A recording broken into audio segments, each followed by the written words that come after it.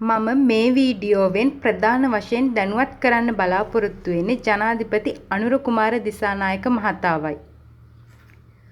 මම මේ වෙනකොටත් දියසෙන් කුමරු හඳුනා ගනිමු කියන මේ channel එක තුල වීඩියෝ 41ක් දාලා තියෙනවා.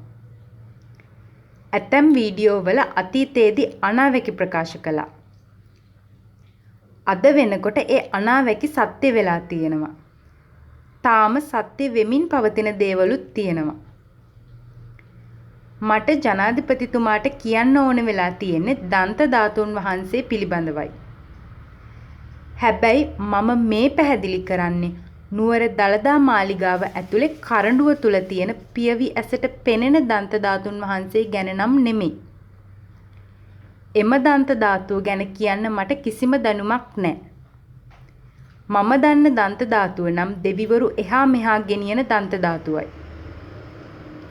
එම ධාතුවේ බාරකරු නම් පියවි ඇසට නොපෙනෙන සුමන සමන් දෙවියන් හා සතරවරම් දෙවිවරුයි. එම දන්ත ධාතුව පෙනෙන්නේ වරම්ලාභී, විශ්ව ශක්තිලාභී හා ධාන උපදවාගත් හරි තුන්වෙනි ඇස අවදි කරගත් එවැනි අයට පමණයි. එම දන්ත ධාතුව තැන්පත් වෙලා තියෙන්නේ රත්තරන් නෙළුම් මලක් මත රන් කරඬුවක් ඇතුළතයි. මේක මම විතරක් නෙමෙයි. මම හිතන්නේ මේ රටේ ලක්ෂ සංඛ්‍යාත මිනිසු ප්‍රමාණයක් මම මේ කියන දේ ගැන දන්නවා ඇති. ඒ වගේම මේ ආත්මික කතාව නොදන්න, විශ්වාස නොකරන බොහෝ පිරිසකුත් ඉන්නවා. මේ වෙනකොට හාමුදුරුවරු ගිහි අය වීඩියෝස් වලින් කියලා තියෙනවා දන්ත ධාතුව ප්‍රදර්ශනය කරන්න එපා කියලා. මම ඒ වීඩියෝත් දැක්කා. සමහර විට වික්‍රමාරච්චි වෙද මහත්තයා වැනි අය ඒ වගේ ප්‍රකාශයක් කරන්නේ දළදා වහන්සේ ප්‍රදර්ශනය කරන්න එළියට ගත්තට පස්සේ මම මේ කියන ආත්මික දන්ත ධාතුව දෙවිවරුන්ටත් අනෙකුත් ආත්මවලටත් වැඳ පුදා ගන්න ආත්මික දන්ත ධාතුව පහළ නොවුනොත් එතනදී දෙවිවරු සහිත අදෘශ්‍යමාන ලෝකයට සංගවගෙන ඉන්න සත්‍ය දැනගනී කියලා වෙන්න පුළුවන්. වැඩක් නැහැ. දෙවිවරු හරිම දියසෙන් කුමරුව හඳුනගෙන ඉවරයි. ආගමක් තුල පවතිනව ඇහැට පෙනෙන දේට වඩා පියවි ඇසට නොපෙනෙන දේ මත තබා තිබෙන විශ්වාසයන්. ආගමක් තුල විශ්වාස කරන දේ මිනිසු විද්‍යාවටත් වඩා එය විශ්වාස කරනවා. මම මේ කියන ආත්මික දන්ත ධාතුව මම මුලින්ම දැක්කේ මෑත කාලයේදී පවතින රජයේ ඇමතිවරයෙකු වන මහින්ද ජයසිංහ ඇමතිවරයාටවත් පොලිසියටවත් ඇතුළට යන්න දුන්නේ නැති ගම්පහ ඉඹුල්ගොඩ නාගානන්ද භාවනා මධ්‍යස්ථානයේ නමින් පවත්වාගෙන යන භූමියේ මුලින්ම ඔය ආත්මික දන්ත ධාතුව තිබුණේ ඔන්න ඔය භූමියේ. මං ඔය භූමියේ ආත්මික වටිනාකම හා කේතුමති රාජධානිය පිහිටලා තියෙන්නේ ඔය භූමියේ කියලා මේ channel එකේ වීඩියෝ දැම්මේ ඔබතුමා ජනාධිපති වෙන්නත් ගොඩක් කලින්. මම මේ channel එකේ පළවෙනි වීඩියෝ එක දැම්මෙත් එම භූමියේම ජීවත් වෙද්දී. මම ඔය භූමියේ ගිහිව අවුරුදු 2කුත් පැවිදිව අවුරුදු 2කුත් හිටියා.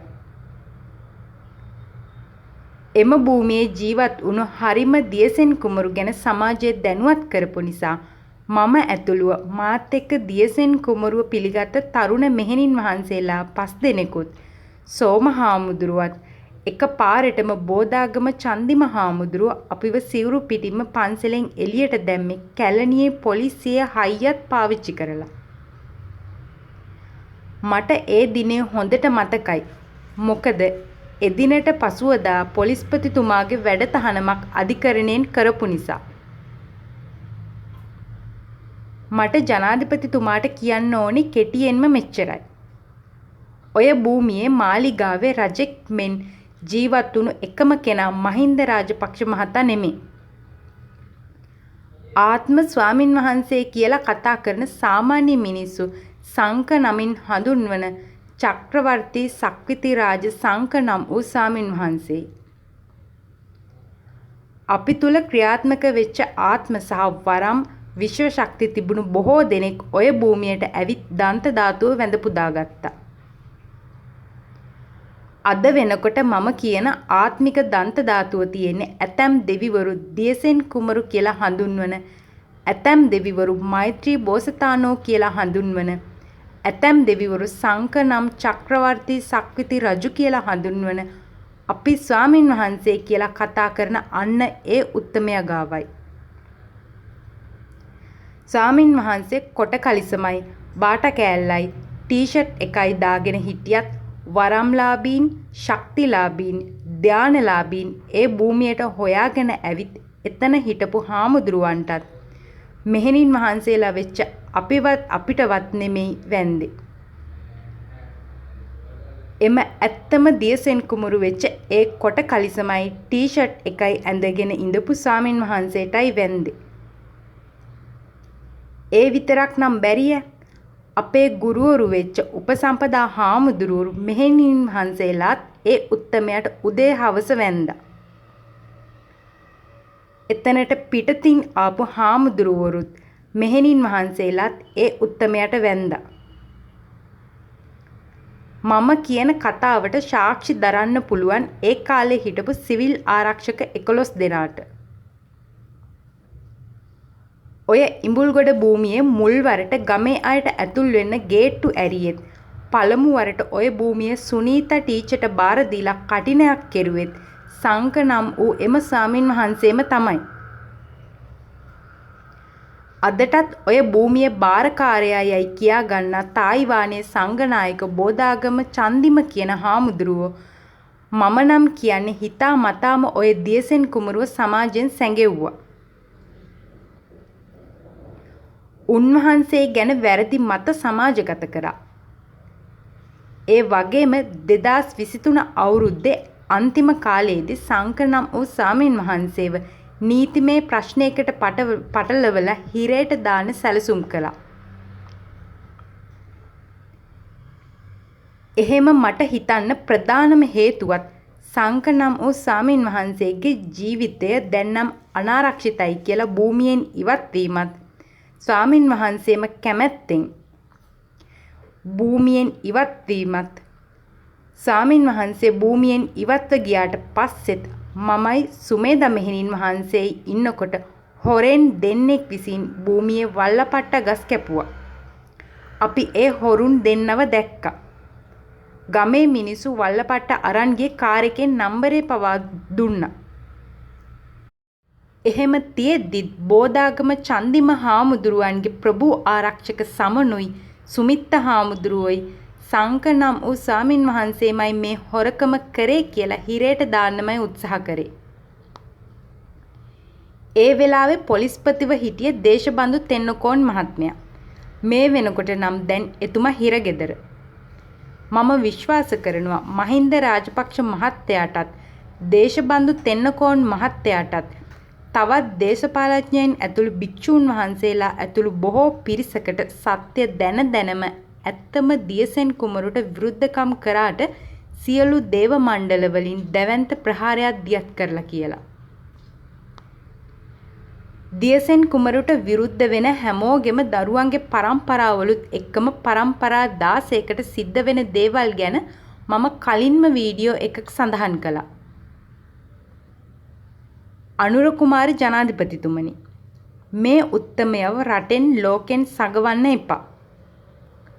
ඔබතුමාගේ ජනාධිපති පදවිය පිටිපස්සෙත් ඔබතුමාගේ අදුෂ්‍යමාන හස්තයේ හෙවත් ශක්තිය සංක නම් වූ චක්‍රවර්ති සක්විති රජුගේ ආශිර්වාදයයි. සියලු දේශපාලඥයන්ට මම කියන්න කැමති දෙයක් තියෙනවා. ස්වාමින් වහන්සේට රජවරු තනන්නත් පුළුවන්, රජවරු එලවන්නත් පුළුවන්. අනුර කුමාර ජනාධිපතිතුමනි, ඉදිරියේදී කරන්න යන දළදා ප්‍රදර්ශනයත් එක්ක කවුරු හරි කෙනෙක් ඔබතුමාව දැනුවත් කළොත් ආත්මික ඇසට පෙනෙන ආත්මික දන්ත ධාතුව පිළිබඳව අන්න එදාට සිහි වෙන්නයි මම මේ වීඩියෝ එක අද කළේ. එම ආත්මික දන්ත ධාතුව අදටත් වැඩ සිටින්නේ සංක නම් වූ ස්වාමින් වහන්සේ සතුවයි.